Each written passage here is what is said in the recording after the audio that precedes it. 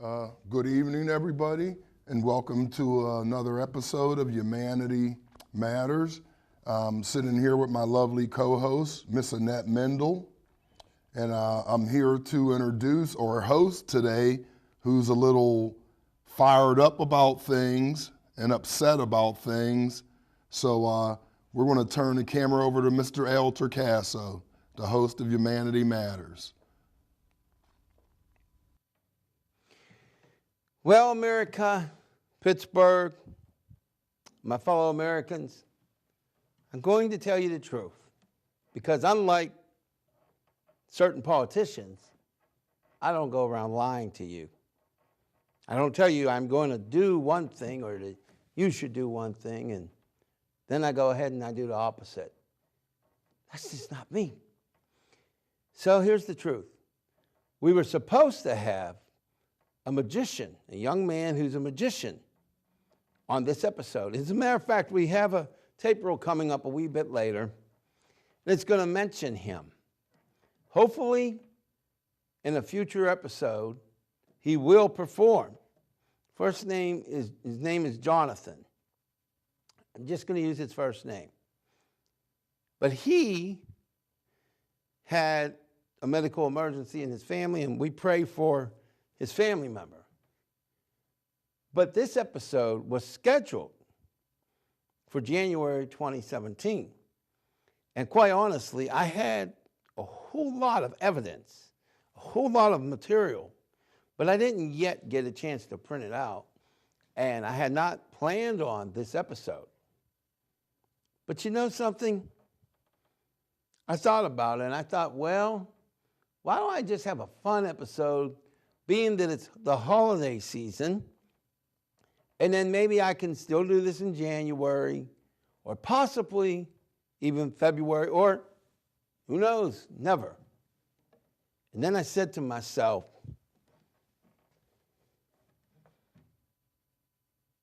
do lives still matter in America? Does it matter that a child go hungry? Does it matter that a senior citizen may lose her health care or his? Does it still matter? Does humanity still in fact matter? At least to me, and hopefully to others. And the answer is yes. So I don't expect we'll get a whole lot of calls tonight unless there are people who want to rail against what I'm about to tell you. And if you want to rail against me, that sounds great. 412-231-2288. I want you to call. But if you decide to use profanity, I promise you, you will not be heard on the rebroadcast. And that's not because of censorship. That's because I have standards. I care about that 10-year-old child. I care about people of all ages. I even care about you.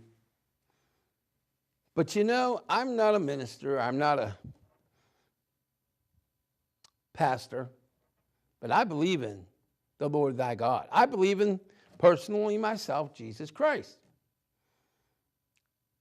And when I think about this past election, November the 8th, 2016, the words that keep coming into my head, the thing that comes to my head the most is what Jesus supposedly said at one point when he was about to die, his human form. Forgive them, Father, for they know not what they do.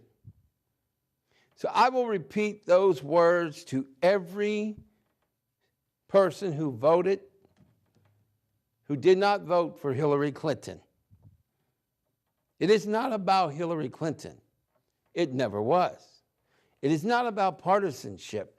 It will never be. Not for me.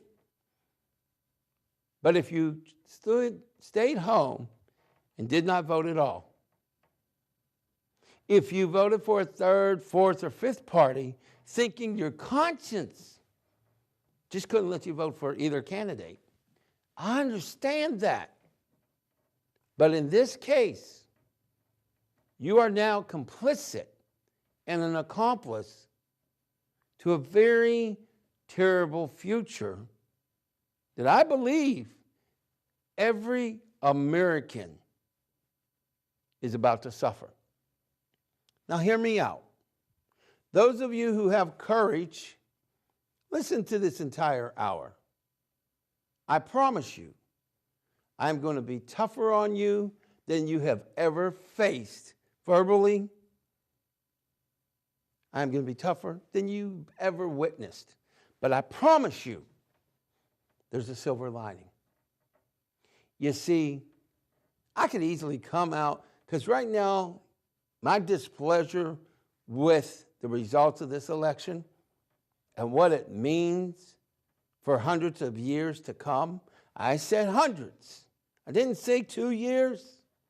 I didn't say 4. But the actions of this man, Donald Trump,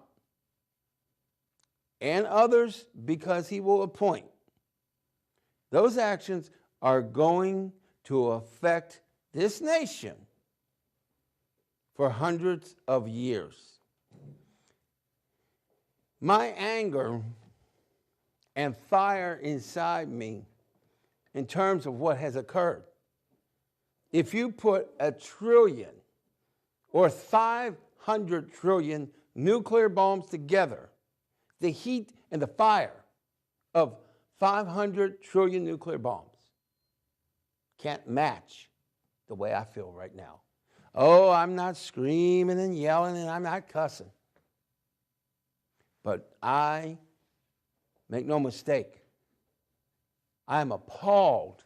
I am beyond angry. I can't even call it anger. It's not even the anger. I can't even say it's anger. It's more than that. It's frankly,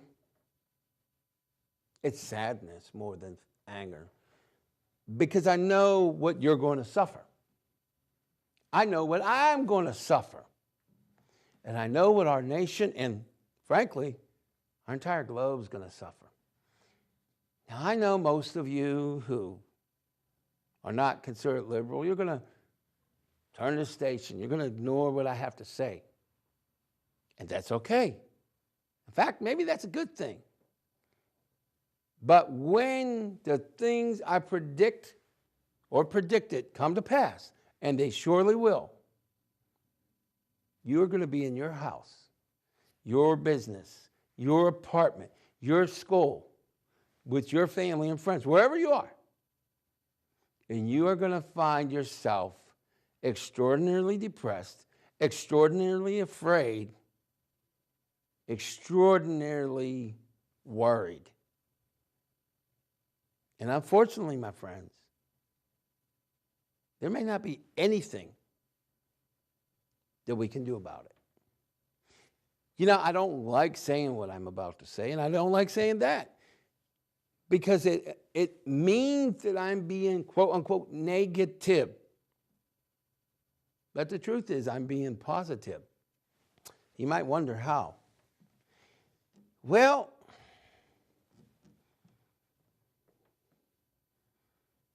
because if we know there's a great evil, we will suffer. Because God and karma doesn't play America, and we will suffer great tragedies. But the great part of it is, I'm hoping there's at least 60 million Americans out of the 314 million. I'm hoping there's at least 60 to 70 million Americans who will drop down, throw away, and eradicate their political differences, religious differences, sexual differences, whichever differences. Whether it's that you're an Asian man, an African American man, a white woman, I don't care. Because if we can get 60 million Americans, we can change this nation. And in so doing, we can heal this nation. And yes, we can actually accomplish something that has not been done in American or human history. And we'll talk about that a little bit later. But make no mistake, I started with the words, "Forgive them, Father, for they know not what they do." And I said this election could affect America for hundreds or even forever, for hundreds of years or forever. Well, that deserves an explanation. You see, Donald Trump didn't just get the White House because of the Electoral College, but he has a larger majority in the House of Representatives. He has a majority in the Senate, and he can actually install 1 to possibly 4 conservative justices on the Supreme Court and appoint justices throughout the United States. What that means is that ultimately we are going to have a much more conservative nation, a much more right-wing and or fascist nation, and when these appointments are made to the Supreme Court and many other courts, they are lifetime appointments. Justice Clarence Thomas is a conservative justice. He has already been on the court for 25 years.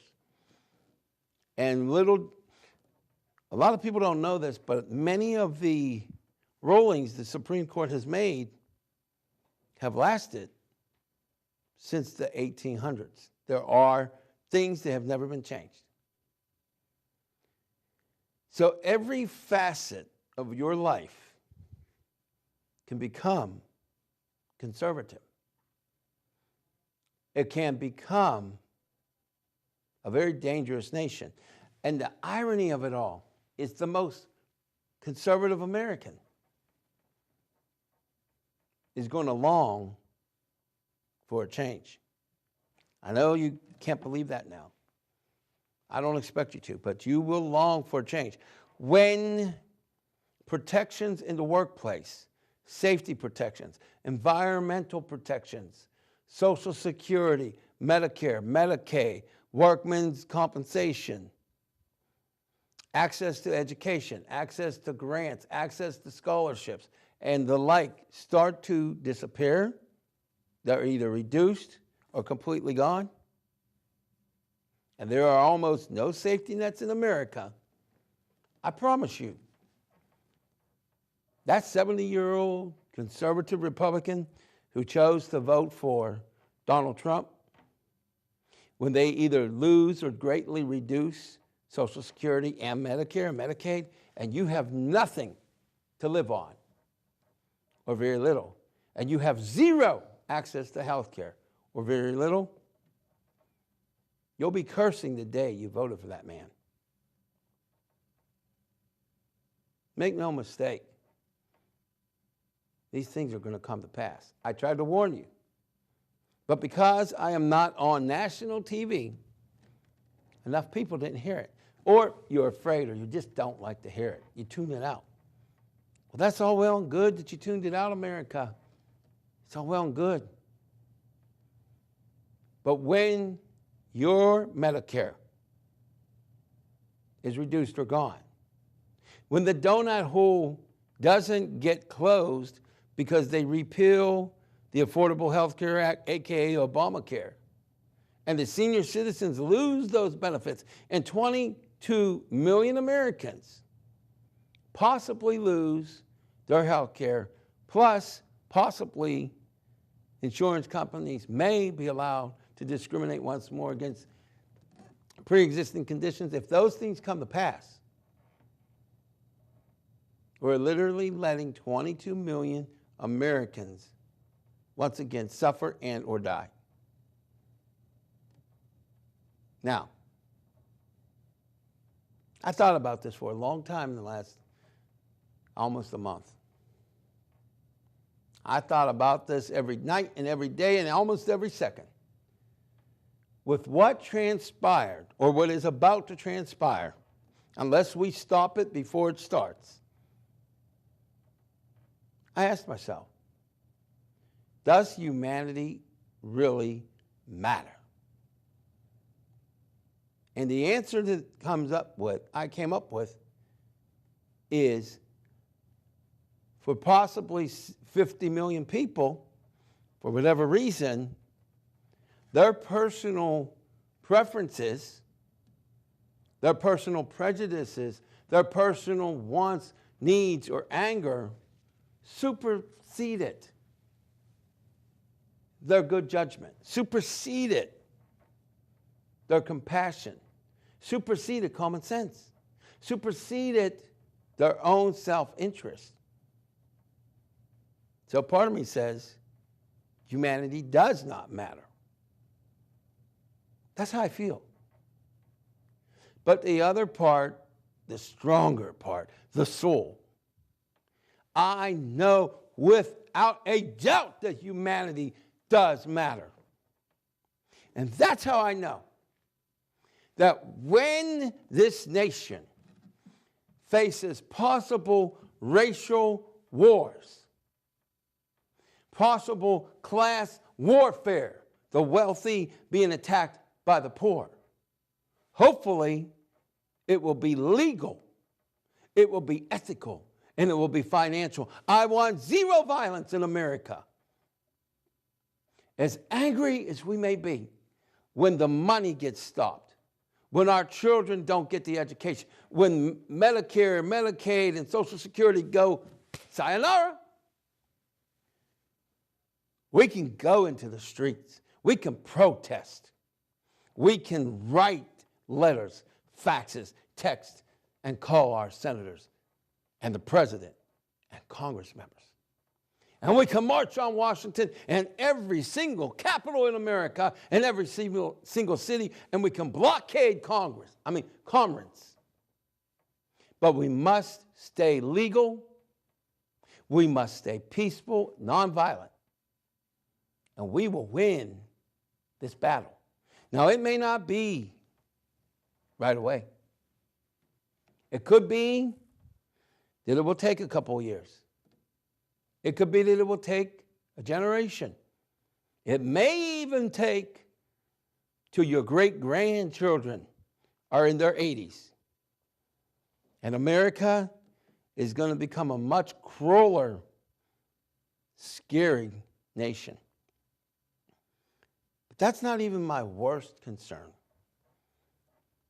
What I worry about the most is that this man is incredibly inexperienced, incredibly arrogant, and he thinks he owns the world. And my fellow Americans, 50 million of you made him think that he does.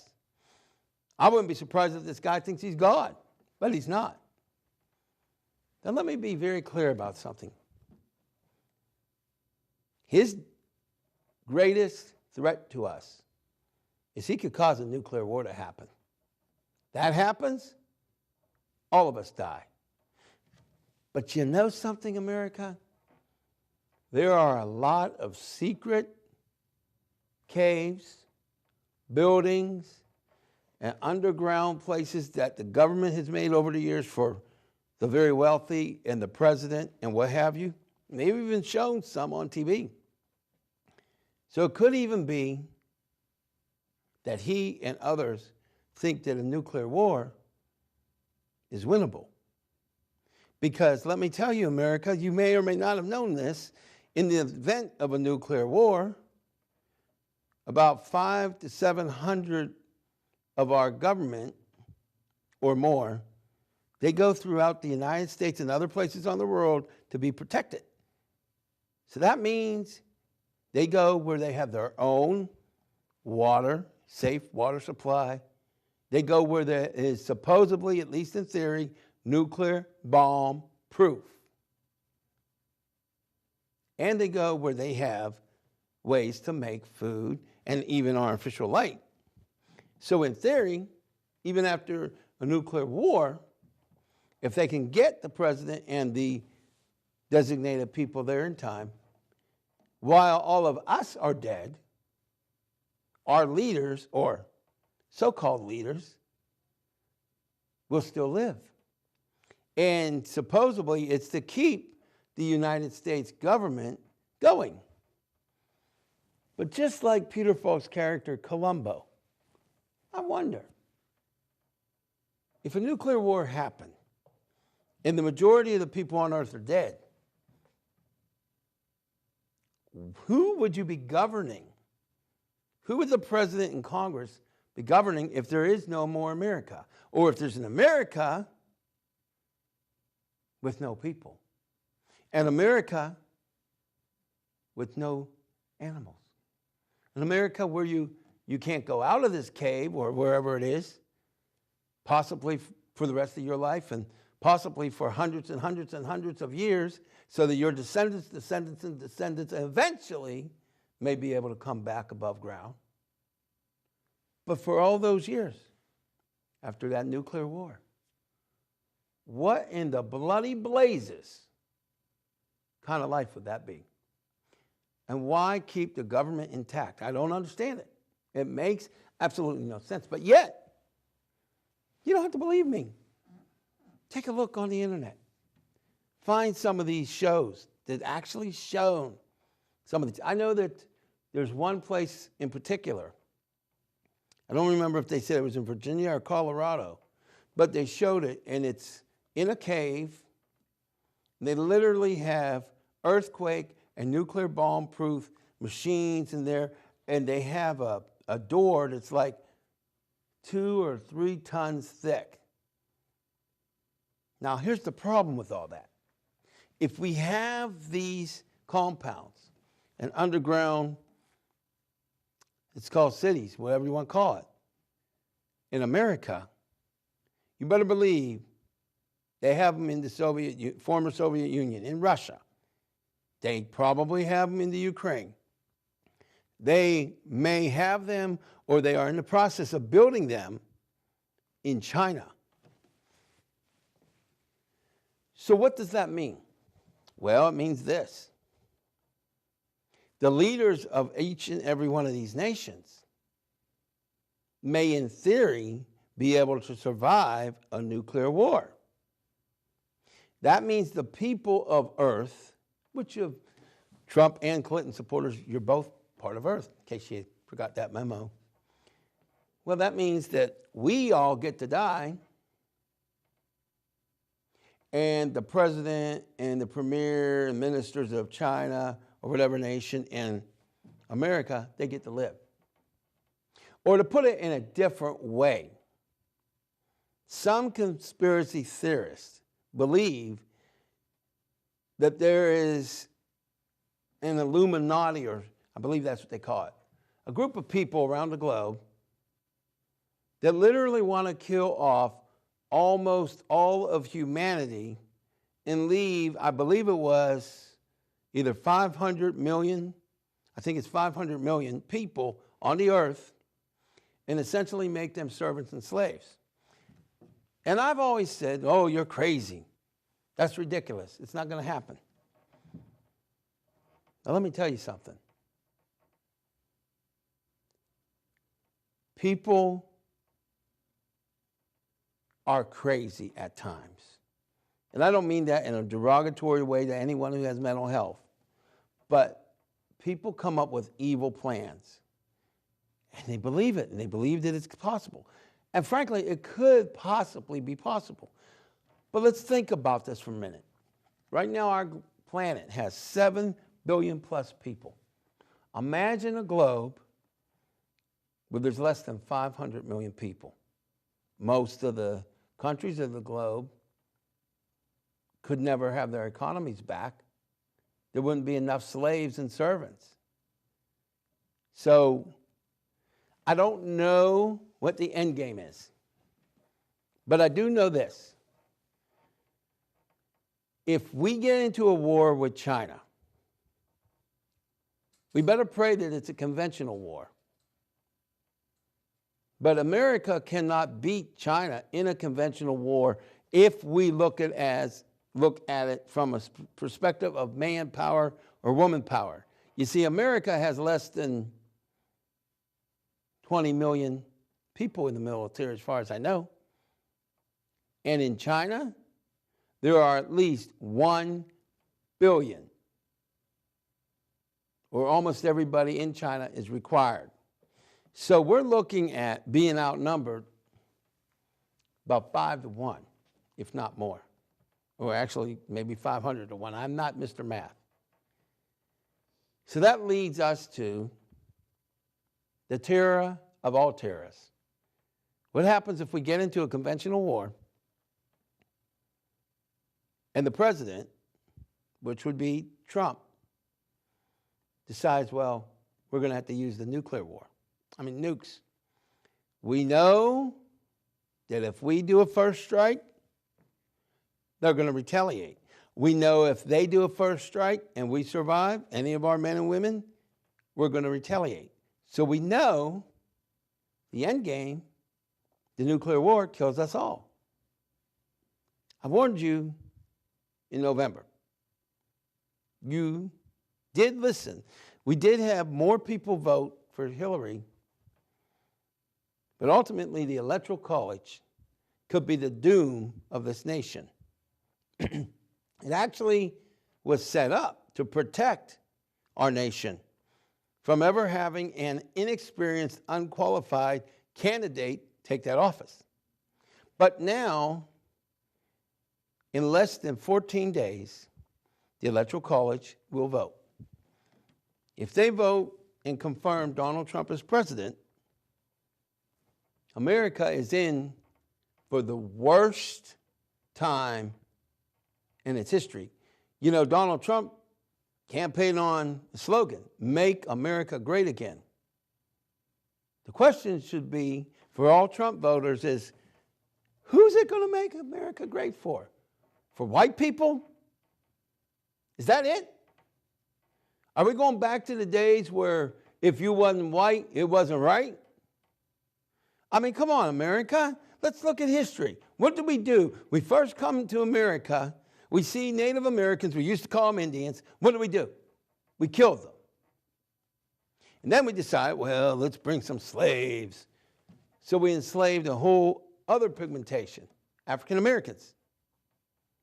And up until the 60s, a black American could not even, in most places in the South, and probably more than enough in the North, a black man and a black woman had to be subservient to a white man or white woman.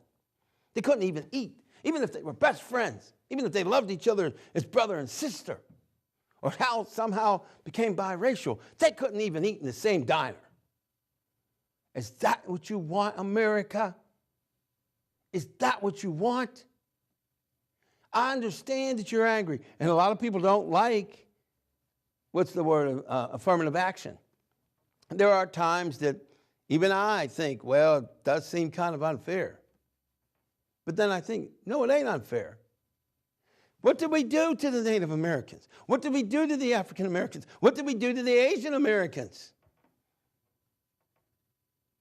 If you ain't white, then it ain't right. And that's the attitude we had. You don't like me yelling, do you? You think I care?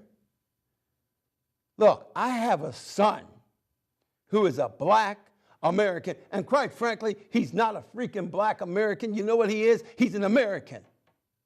His name is Julian. My co-host, his name Mike, actually Michael. America, you're an embarrassment right now. Those of you who voted for Donald Trump, I don't care for the reasons you voted, whatever motivation you may have had. It's not Trump that I'm against. It's the policy. But it's not even that. When we have absolute power, which is what that man now has, it corrupts absolute. You know, if you look at the history of our government, most of the time, we had a balance. even if we had a Democratic president, we would either have a Republican House or a Republican Senate. There was at least one chamber of Congress that actually was kind of like the body that could say, no, you're not doing this. Then there was times when, for the first couple of years, Barack Obama had an all-Democratic Senate and House. But America chose to not risk it. So, in the midterms, his first midterms, they balanced it out. So he couldn't just do it. But then they decided to go too far. Then they made it all Republicans. And nothing got done. I understand you want more things done, America, so do I. I understand that poor people are tired of being poor, but it's not white against black. It shouldn't be. It should be poor against the banks, poor against Wall Street, poor against the super wealthy who don't do right. Let me clarify that statement. There are good, extremely wealthy corporations around this globe that does great things and pays great wages to their employees. So it's not it's not a war against the rich. You know what my war is? My legal, ethical, financial, educational war really is against. Who I am against? I'm against the corrupt politicians. I'm against the corrupt, slave-making, servant-making corporations. I'm against the corporations who don't pay American taxes but do get American money. I'm against the corporations that let white, black, Chinese, Hispanic, and Muslims all suffer equally.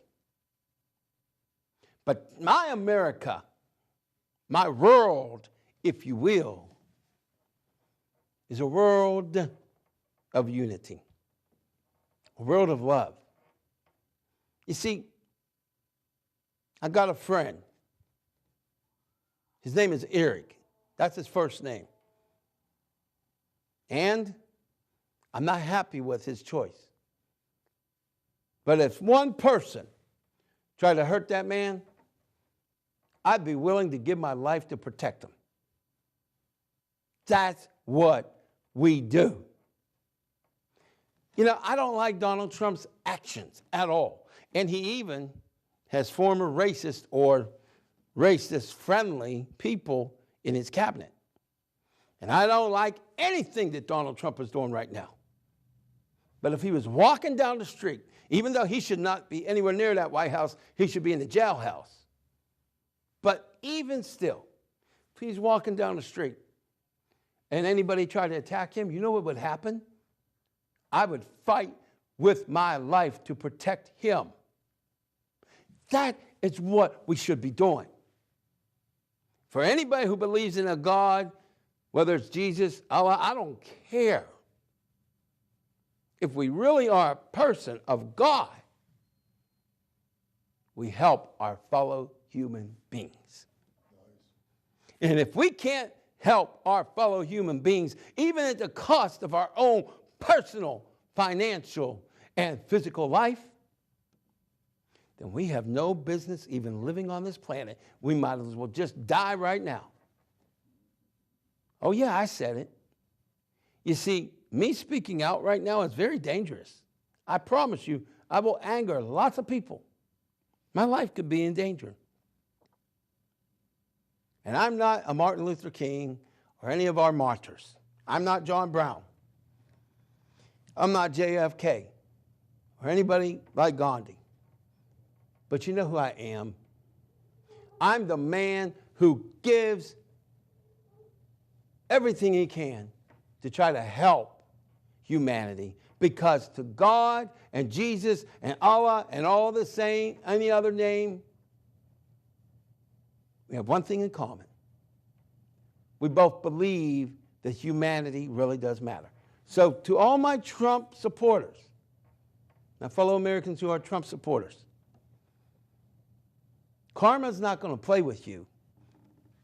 Karma's not going to play with America. And we are in for some tragic, tragic, tragic times, to be sure. But I love you anyway. Even though I like to open up a can on you sometimes, I feel like it. But I love you. Because you still matter. And quite honestly, I understand the anger. I understand the lies that you believed about Hillary Clinton. And I understand that there's a lot of people who can't vote for anyone who allows abortion. I get that. I'm not in love with abortion either, but I don't think our government should be banning it, and I don't think that they should cause other women to die because of it. And I'll tell you a little story. I once met a politician. I told him, I don't really want to vote for you. I told him to his face, yes, I did. But I will. But I don't want to vote for you because I don't believe in abortion. I hate it, and I still do. I told him to his face. I said, but if I do vote for you and I ever need you, you dang well better, and I said the other word, dang well better come through. And that politician still lives in the Pittsburgh area. His first name is Dan. He's an attorney now. So it came to pass that my furnace broke. And we had no money at that time, my mother. And we almost froze to death. So I called up Dan. He was a councilman at the time, Pittsburgh City Councilman. Within hours, that man, I believe he probably personally paid for it, or he made some connections. But within hours, we had a brand new furnace. So this is what I want to say to you, my fellow Pittsburghers, my fellow Americans. I want us to unite, Democrat and Republican, to really rebuild this nation. But I want to go further than that. I want a revolution. Yes, I said a revolution. An ethical, financial, educational, legal one. That's right, nonviolent. When all these things come to pass, when there's a threat to funding for education, when there's a threat to Social Security, when there's a threat to health care for everybody and anybody, I'm going to need Annette. I'm going to need Mike. I'm going to need the Erics. I'm going to need you out there. Because the only way we win is not by electing Hillary Clinton. It's not by electing Donald Trump. It's not by electing anybody.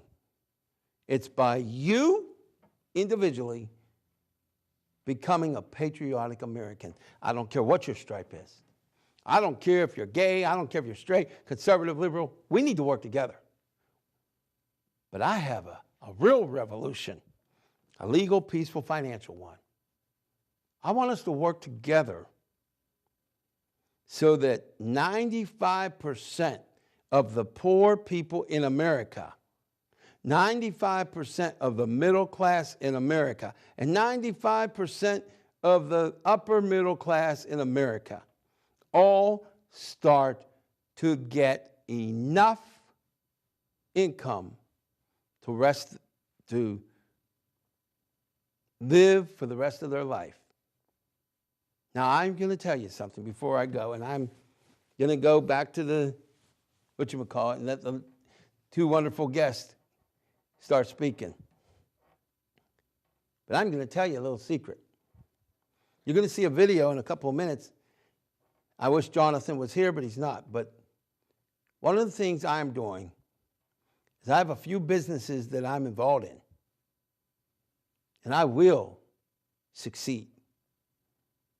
There's no question. What I really want to do is gather up an army. Make no mistake, gather up a financial army.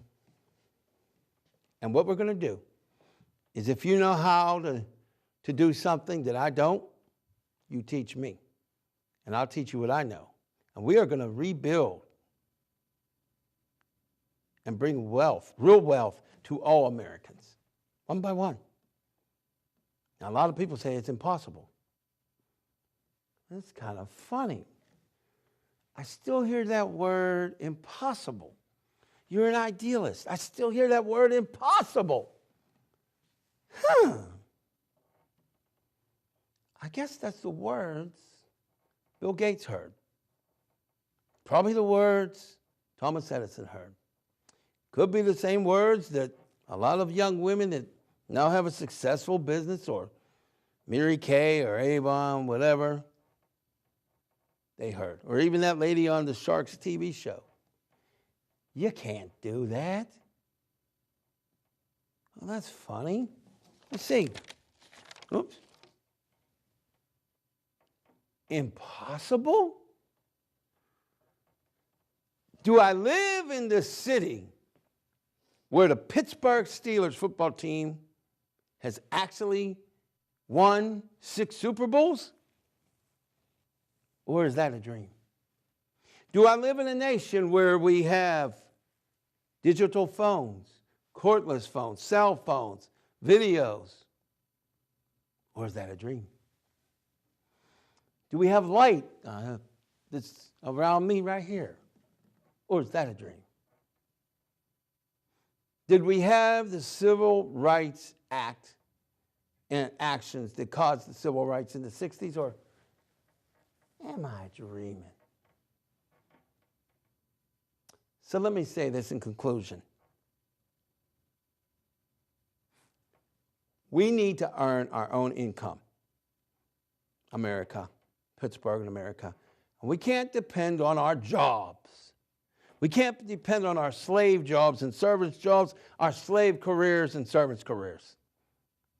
We need our own businesses, or we need our own services, or we need our own inventions. We need our own independent source of income.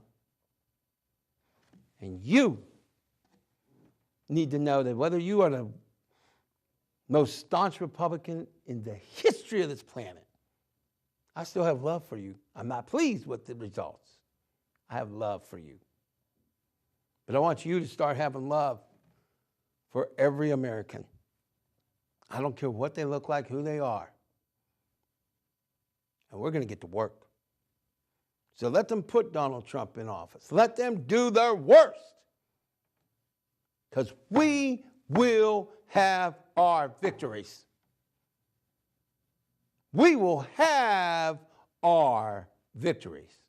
And with that, my main man, John, go ahead and show the video. Well, everyone, while you're watching this video, I had to get up a little bit and readjust the camera to refocus so that you can have a better close-up of my guest and hopefully myself and or Annette. Yep, I'm doing multiple jobs on this live episode, December the 6th, 2016. My friends, I want to talk about you for a minute. I want you to know that 95% of us who have dreams never, or goals or missions, never achieve that in our entire lives, 95% of us. Or we may achieve part of it, but we don't achieve where we really want to be or the person we really want to be. And that comes down to we just don't think positively enough and take the actions or force our actions to control our emotions as opposed to our emotions controlling our actions. So I can tell you a lot of good things, but here's what I want you to do. I don't care if you are 10 years old or 110 years old. I want you to get access to YouTube, and I want you every single day to schedule time as if your life depended on it to watch Earl Nightingale's The Strangest Secret and 30-Day Challenge. Now, it is tough to watch because it goes right at you emotionally. But if you listen to it, you start employing what you hear and living your life the way he and other motivational speakers say, and you start believing things and you start reprogramming or programming your brain to be positive and taking the appropriate actions. If you do all that, there is nothing on earth that you cannot achieve. You know, we have Jonathan on here tonight. And when I first met him because I seen him buying a bunch of decks of cards. And I thought that was rather interesting. I went up to him and asked him, why are you buying so many cards? And he told me. Well, I never got the chance to see how good he is at his magic until you just did. But doesn't matter. I know that one day Jonathan may become the greatest magician of all time, if that's what Jonathan wants to do. I know that there is not a person on earth that can achieve what they want to achieve. So when I decide which priority and dream is the most important to me, is it the show? Is it my affiliate marketing company? Is it the fact that I can now help senior citizens fight Alzheimer's? Yeah, there's a way, but I can't speak about that on this show. But we can actually help to prevent Alzheimer's. And if you start watching me online, you'll learn how. But which priority am I going to take? Is it going to be the TV show? Or is it going to be the affiliate marketing? Now, I can tell you, I love doing Humanity Matters Live. Make no mistake about that. But the reason why I may have eventually put that on the back burner is because what I just learned about neuroplasticity and the fact that I can help change and improve lives actually directly, that may have to take more of a priority. I don't know. I also will be able to help people in other ways. I can't speak about that here. But what I can tell you is that if you're only watching Humanity Matters Live and you're not listening to my podcast, you're not looking at my YouTube pages, you're not going to my Facebook or Twitter, if you're not doing any of those things, you're missing out. And I can promise you I am working on reprogramming. Not working, I am reprogramming my brain. So you're going to see a lot of greatness that I'm going to achieve over the next 6 months to a year. You're going to see it. But here's what I want. I want you to be part of it. And the only way you can be part of it is if you start manning up, if you start womaning up. And I know that you can, because you're meant for greatness. You're not meant to live in destitution. You're not meant to suffer. You're not meant to be told you can't. You are meant to be told that you can and that you will. And I believe in you.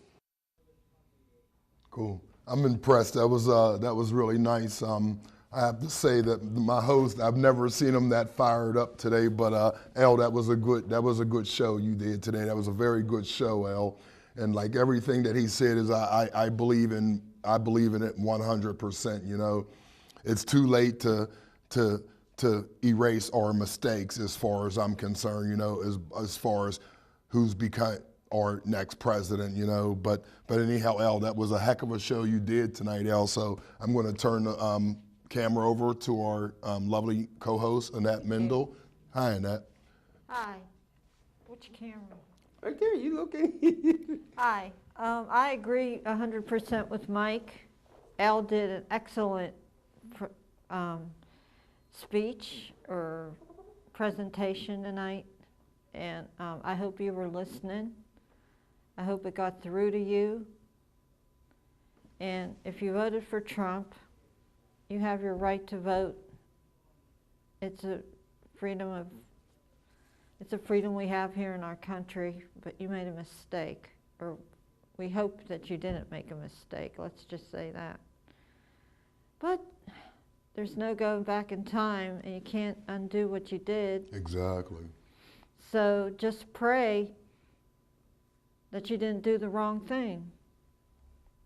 And if you did, you know that you're guilty and responsible for your actions and the consequences that will result or can result.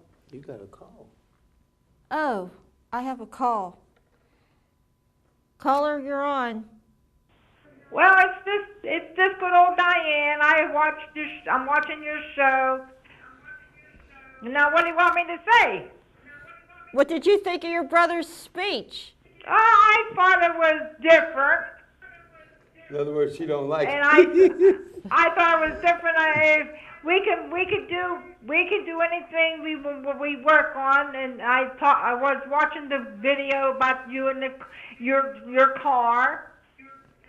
And then Her we car? we could all be like we could all be like Hillary Clinton. How's that?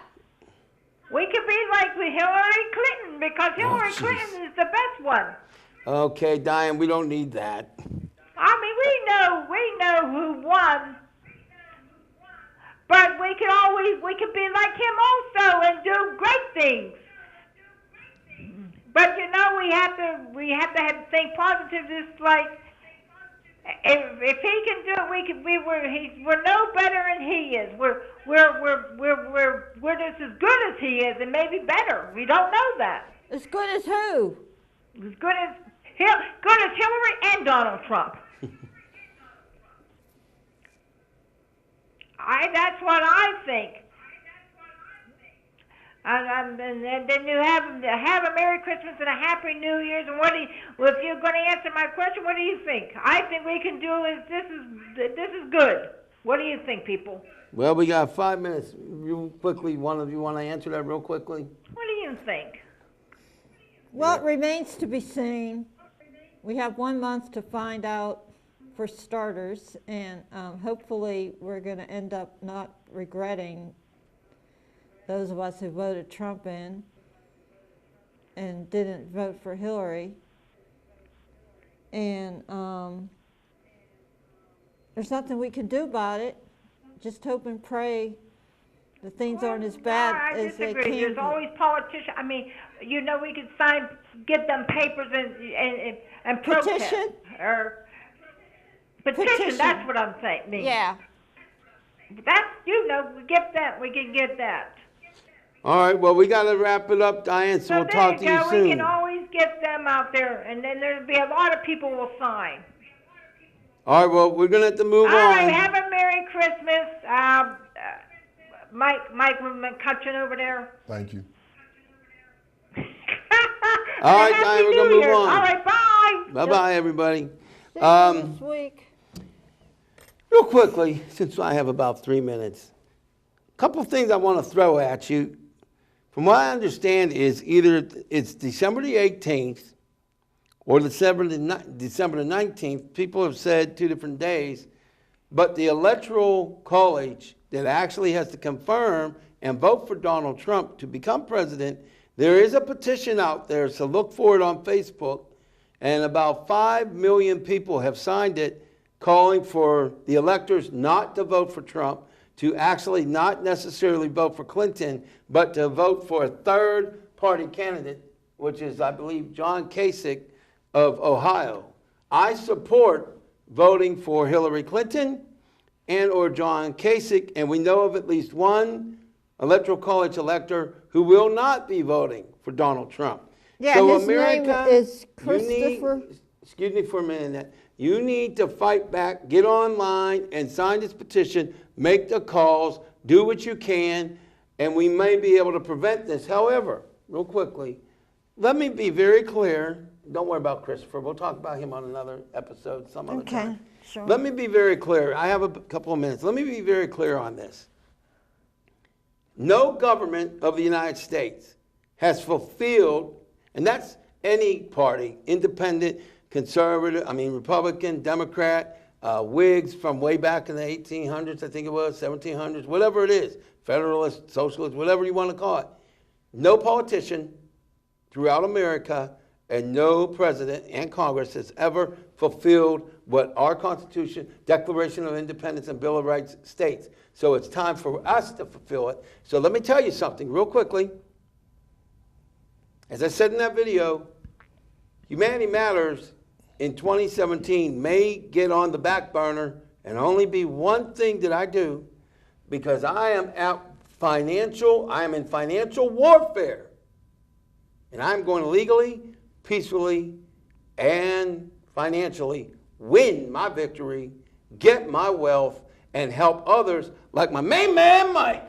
Thank you, Al. And also, hopefully, you. But you got to go online and learn all about it, because I can't say a thing here. With that, Annette, I want you to give us about a 10-second wrap up. Mike, you get about 10 seconds, and then we got to smack out of here. Oh, by the way, Happy New Year, but get to work and make your life and America great for real.